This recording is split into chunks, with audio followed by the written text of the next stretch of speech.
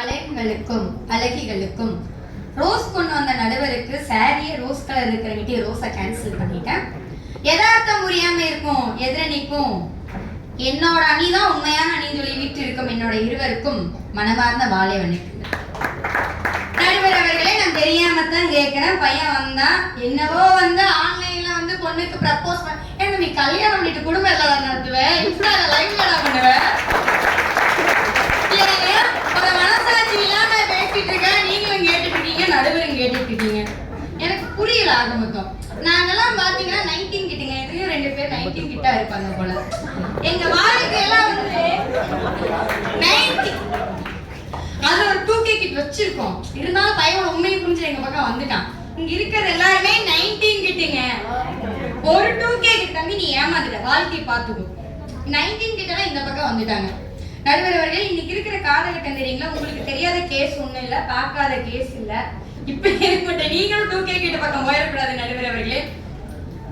வயல்வெளி காலம் எல்லாமே உண்மையாவே சொற்கங்க. நாங்கெல்லாம் வந்து ஒரு ப்ரப்போஸ் பண்றதுக்கு கவிதை எழுதுவோங்க. அந்த கவிதை வந்து பயம் அப்படி இருக்கும். அந்த கவிதையில் அவ்வளவு அழகு இருக்கும். அந்த கடிதத்துல அத்தனை ஆர்வம் இருக்கு. இந்த பைபிள் எனக்கு தெரியல எத்தனை பேர் சீதாராமன் படம் பார்த்தீங்க. இன்னைக்கும் லெட்டர்ஸ்க்கு இருக்கிற மதிப்பே வாட்ஸ்அப்ல கிடையாது நடுவர் அவர்களே. வாட்ஸ்அப்ல மெசேஜ் பண்ணிட்டு ஐ லவ் யூ அனுப்பிச்சுடுவான். டேட்டா முடிஞ்சு 2 நாள் நீ மெசேஜ் பண்ணனா அந்த பொண்ணு பிரேக் அப்னு போயிடும். தெரியுமா நடுவர் அவர்களே, எங்களுடைய காதல்ல எப்படி இருந்துச்சு தெரியுமா? ஒன்னா நட்பா வச்சிருந்தோம். டே மச்சான் எனக்கு ஃப்ரெண்டுடான்னு சொல்லியிருந்தோம். இல்லனா டே மச்சான் நான் லவ் பண்றேன்டா அப்படின்னு சொல்லி விட்டுருவோம். ஆனா இப்ப இருக்கு எப்படி தெரியுமா? ஃப்ரெண்டும் இல்ல, லவ்வரும்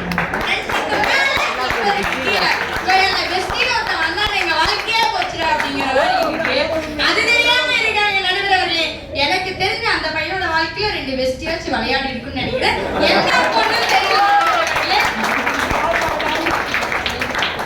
அப்ப நடுவுல விழாக்கள் எல்லாம் வரும் பொழுது வாட்ஸ்அப்ல என்னதான் பத்திரிக்கை அடிச்சாலும் பங்காளி கூட்டம் முன்னாடி இருந்து முறை செஞ்சு தாய் மாமா வந்தாத்தான் அதுக்கு மரியாதை. இன்னைக்கெல்லாம் எப்படி இருக்கு தெரியுமா? தாய் மாமன் ஜீரு வருவாங்க காலையில 10 மணிக்கு சீனா 9:50 வந்து நிப்பாங்க. டே நான் தானே உனக்கு தாய்மா. அப்பதான் அந்த பிள்ளைக்கு தெரியும் இவருதான தாய்மானா கால் உள்ளதான் தெரியுமா? எங்க வீட்டு சீரெல்லாம் நடுக்கிறவர்களே, வயல்வெளி காலத்துல எங்க வீடெல்லாம் தோட்டத்து வீடு 15 ஏக்கரா கிடையாது எங்க வீடே இருக்கும். இங்கிருந்து தாய்மாமஞ்சீர் எங்க ஊர் சுல்தான்பேட்டையில இருந்து ஆரம்பிச்சுச்சுன்னா பல்லட வரைக்கும் வரும் தாய்மாமஞ்சீர். தாய்மாமஞ்சீர் இன்னைக்கு எங்க வீட்டுல இனோவா கார் இருந்தாலும் இனோவா கார்ல வரதில்லை நடுவர் அவர்களே. மாட்டு வண்டியில தான் வருது தாய்மாமஞ்சீர். எங்க சீரே ஊரே இந்த பார்க்கும். அடுத்தது எங்க கல்யாணம் எப்படி பண்ண போறாங்கன்னு தெரியல. ஆனா கல்யாணமும் எப்படி பண்ணுவாங்க அப்படின்னா பத்திரிக்கை நேர்ல கொடுத்து வாங்க, முன்னத்து நாள் வரணும், பந்தக்கால் கோயில பங்காளி கூடு இருக்கணும் நடுவர் அவர்களே. அதுதான் கல்யாணம். ரோகிணி மேடம் வீட்ல இருக்காங்க, இப்பவே அட்வான்ஸ் புக்கிங் போல எல்லாத்துக்கும். வீட்ல வராத தைரியத்துல எல்லாம் பேசிட்டு இருக்கேன். வீட்ல வந்தா இதெல்லாம் பேச மாட்டேன் நடுவர் அவர்களே. வீட்ல வந்தாங்கன்னா புள்ள பேசுற விதமே வேற மாதிரி தான் இருக்கும். அதனால இலக்கிய தமிழ் அப்பா வந்து வீட்ல யாருன்னா எல்லாம் 6 மணிக்கு மேல அங்க போய் ஆகணும் இல்லையா? 6 மணிக்கு மேல நாங்க பெண்களாக மாறிவிடுவோம். இப்ப நடுவர் அவர்களே, இப்ப வந்து லவ் ப்ரப்போஸ் எல்லாமே பண்றாங்க. நாங்களாம் காதல் எழுதி கடிதத்தை கொடுத்து அது வந்து அந்த வெக்கம் அப்படிங்கிற விஷயம்லாம் வந்து எப்படி தெரியுமா? அந்த உறவுகள் தான் கொடுக்கும். முதல் அத்தை பிள்ளையை பார்க்கும்போது ஒரு உணர்வு வருங்க. ஒரு மாமன் பையனை முறை பையனை பார்க்கும்போது அந்த உணர்வு வரும். இந்த உணர்வு நீங்க எத்தனை காசு கொடுத்தாலும் வராது. இங்க இருக்கிற 19 கிட்ட கேளுங்க, அப்பா அம்மாக்களை கேளுங்க, அவங்க வயசானவங்க யாரை வேணாலும் கேளுங்க. இன்னைக்கும் நம்மளோட நட்பு பெருசு, காதலன் பெருசு. அதையும் தாண்டி தாய் மாமனோ அத்தையோ எல்லா உறவுகளுமே பெருசுங்க.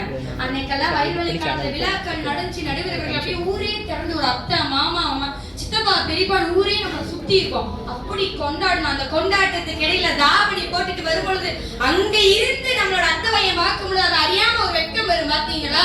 அந்த வெக்கத்துக்கெல்லாம் வாட்ஸ்அப் காலத்துல எங்க நடுவர் அவர்களே இருக்குது ஒண்ணும் கிடையாது. பைபிள் தெரியாம வந்து இந்த சைடு மாட்டிட்டான்னு நினைக்கிறேன். ரொம்ப மிஸ் பண்றாங்க அந்த காலங்கள. உண்மை நடுவர் அவர்களே, அதெல்லாம் போய் நிறைய பேசிட்டு இருந்தாங்க. இன்னோ வந்து ஆன்லைன்ல தான் கிளாஸ் அதை அட்டெண்ட் பண்ணாத எந்த நீயும் மீச்சர் ஆன்லைன் கிளாஸ் அட்டெண்ட் பண்ணியடா யூட்ல ஓட்டிட்டு உருட்டான் நடுவர் அவர்களே உருட்டான். எனக்கு தெரியும் ஆன்லைன் கிளாஸ்ல யூட்ல நான் ஆன்லைன் கிளாஸ் எடுத்துர்க்கேன் நடுவர் அவர்களே. என் பசங்க மியூட்ல போட்டுட்டு போயிடும். நாங்க அனாத மாதிரி கத்திட்டு இருப்பேன். யாரு குத்த பிள்ளையோ கத்திட்டு போகுது அவன் வாட்டுக்கு போயிடும். என்னவோ அடிக்கிறதுக்காகவே ஆன்லைன் வந்தா என்ன தம்பி உருட்டிட்டு இருக்கீங்க? அளவா உருட்டணும், கொஞ்சம் கம்மியா ஊட்டிங்க. ஊட்டுற தப்புல அளவா ஊட்டணும், தப்பு இல்லை. அடுத்தது நடுவர் அவர்களே, சீர்வரிசை போயாச்சு, குழந்தை போயாச்சு, சொர்க்கத்துக்கு போயிருக்கீங்களா? பாஸ் கிடைச்சா போலாம் இருக்கேன் நடுவர் அவர்களே. பாஸே வேண்டாம். என்ன பண்றீங்கன்னா பட்டிமன்றத்தை முடிச்சுட்டு நேரா எங்கூட பஸ் ஏறி பல்லடத்துக்கு பக்கத்துல ஒரு கிராமம் வந்துருங்க. சுத்தி தென்னந்தோப்பு, இடையில வந்து பீக்கங்காய், கத்திரிக்காய், பீட்ரூட் அப்படின்னு சொல்லி அழகா இருக்கும் நடுவரே. வந்தீங்கன்னா சொர்க்கம். அப்படியே ஒரு வாழ்க்கைய வாழலாம் நடுவரே. வாழ்ற அளவுக்கு எங்களோட வீடு இருக்கும், வீட்டுல மக்கள் இருப்பாங்க, சுத்தி பெரியப்பா சித்தப்பான்னு சொல்லி எல்லாருமே இருப்பாங்க நடுவர்களே. வாட்ஸ்அப் காலத்துல அதெல்லாம் கிடையாதுங்க. உண்மையை சொல்லட்டுமா, வாட்ஸ்அப் காலத்துல பேருக்கு தான் உறவுகள் இருக்கு, ஆனா வழி காலத்துல அப்படி கிடையாது. உணர்வுகளுக்காக அந்த உறவுகள் இருக்கும். போன் பண்ணி பேசும்போது சித்தி இருப்பாங்க, சித்தப்பா இருப்பாங்க. அம்மா கிட்ட முதல் ஏதாவது ஒரு விஷயத்த சொல்றதுக்கு ஒரு பயம் இருக்கும். யார்கிட்ட சொல்லுவோம்? சித்திகிட்ட சொல்லுவோம். ஏன் சித்திகிட்ட சொல்ற? நம்மளை தூக்கி வளர்த்த இன்னொரு தாய் யாரு? சித்தியும் பெரியமாவும். அதெல்லாம் நம்ம என்ன சொல்லுவோம்? அங்க சொல்லுவோம். அன்னைக்கு வந்து இறப்புகள் ரொம்ப ரொம்ப கம்மி நடுகிறவங்களே. தற்கொலையிலே எங்களுக்கு என்னன்னே தெரியாதுங்க. ஃபர்ஸ்ட் டிப்ரெஷனே வந்ததே கிடையாது, டிப்ரெஷனே தெரியாது. இன்னைக்கு கேளுங்க, ஒரே ஒரு பிள்ளைய பெத்துக்கிறான், பெத்தது வளர்த்த முடியலன்னு சொல்லி டிப்ரெஷன் ஆயிடுறான். சரி, அதுதான் வளர்ந்து வருது பார்த்தா அது 6ஆம் கிளாஸ் 7ஆம் கிளாஸ் தூக்க மாட்டி போயிடும். என்னத்த பண்றது? பேரண்ட்ஸ் டிப்ரெஷன் ஆட்டோமேட்டிக்கா ஒரு கிளாஸுக்கு போய் ஜாயின் பண்ணிடுறாங்க. ஆனா வயிறு காலத்துல டிப்ரெஷன் இல்லைங்க. ஏன்னா அப்பா அம்மா தோட்டத்து வேலை தான் செய்வாங்க. அப்படியே கம்பெனிக்கு வேலைக்கு போனாலும் தாத்தா பாட்டி இருப்பாங்க. தாத்தாக்கும் பாட்டிக்கும் தெரியும், பேரனுக்கும் பேத்திக்கும் சின்ன சின்ன வித்தியாசங்கள் வரும்பொழுது அவன் எப்படியெல்லாம் மாறுறாங்க கண்காணிப்புகள் இருந்தது. ஆனா எங்கெல்லாம் உண்மையுமே தாத்தா பாட்டி நடுவரவர்களே, இப்ப வாட்ஸ்அப் கால் எப்படி தெரியுங்களா? ஓடவும் முடியாது, ஒல்லியவும் முடியாது. பிக் பாஸ் கால மாட்டேன், பிக் பாஸ் வீட்டுக்குள்ள போன மாதிரி தான் ஆன்லைன்.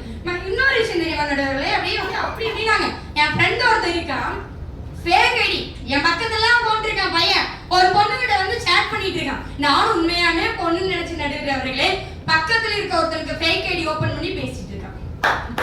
இப்படி ஃபேக் ஐடி நடத்துற போன் இருக்கிறாங்க. எப்படி நடுகிறவர்களே? ஒரே